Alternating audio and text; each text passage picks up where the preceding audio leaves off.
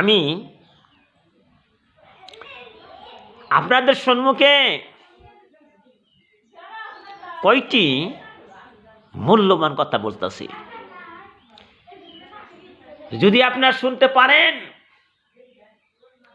আমল করতে পারেন, দুনিয়ার ভিতরে শান্তি আছে, মৃত্যুর পরে শান্তি হবে।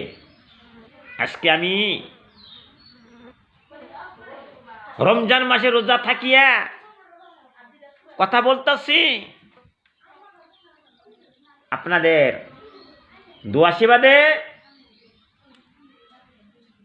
রমজান শরীফের রোজা আমার নষ্ট হয় না। কারণ যেদিন আমি কোরআনে শুনেছি, নিজে পড়েছি, স্টাডি করেছি, কোরআনের মধ্যে অনেকগুলি সূরা আছে, তার মধ্যে এমন একটি সূরা আমি নাম বলতেছি, সেই সূরাটির নাম হচ্ছে সূরা বাকারা। কত নম্বরের সূরা? 2 নম্বরের সূরা, সূরা বাকারা। তার মধ্যে 183 নম্বরের আয়াত ব্যাখ্যা করা যায়। ওর মধ্যে আমার আল্লাহ কি বলেছেন? হে বিশ্বের মুসলমান, ইমানদার বান্দাগণ, রমজান শরীফের রোজা ফরজ করা হইয়াছে তোমাদের উপরে। যেমন তোমাদের পিতা মাতা, আত্মীয় স্বজন, আদমে থেকে শুরু করিয়া কত নবী, কত ওলি আল্লাহ, গাউস কুতুব অন্ধকার কবরে চলে গেছে, তারাও রোজা থাকত, তাদের উপরেও রোজা ফরজ ছিল। তাই হে বিশ্বাসী বান্দাবান্দি সকল, তোমাদের উপরে রমজান শরীফের রোজা ফরজ করা হলো।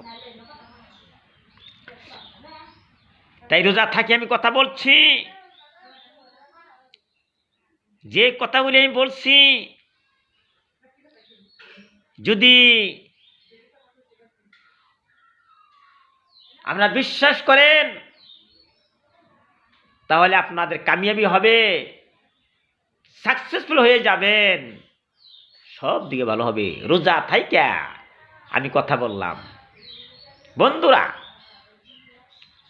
আমার ভাষা অনেকগুলি ভাষা, আমি বাংলা ভাষায় কথা বলতে পারি, ইসলামিসে কথা বলতে পারি, ইংলিশে কথা বলতে পারি, হিন্দিতে কথা বলতে পারি, আরবিতে কথা বলতে পারি, উর্দুতে কথা বলতে পারি। তথাপিও আজকে আমি যে কথা বলতেছি সেটা হচ্ছে বাংলা ভাষায়। মনে রাখবেন, রাসূল সাল্লাল্লাহু আলাইহি সাল্লাম বলিয়েছেন, যার ভিতরে ঈমান নাই, যে ব্যক্তি ঈমান আনলো না, আল্লাহকে বিশ্বাস করলো না, রাসূলকে বিশ্বাস করলো না, সে জান্নাতে প্রবেশ করবে না।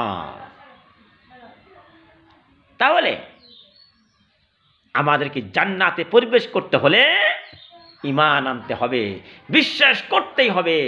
আল্লাহ যা আছে বিশ্বাস করতেই হবে, ঈমান আনতেই হবে। ঈমান না আনলে জান্নাতে প্রবেশ করতে পারবে না।